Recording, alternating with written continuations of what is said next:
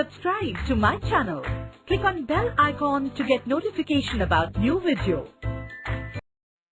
Domination of maritime trade. Bombay dominated the maritime trade of India till well into the 20th century.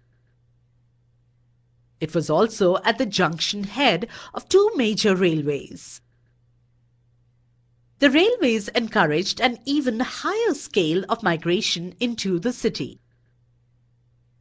For instance, famine in the dry regions of Kutch drove large numbers of people into Bombay in 1888 to 1889.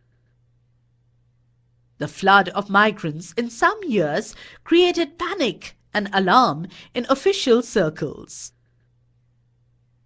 Worried by the influx of population during the plague epidemic of 1898, district authorities sent about 30,000 people back to their places of origin by 1901.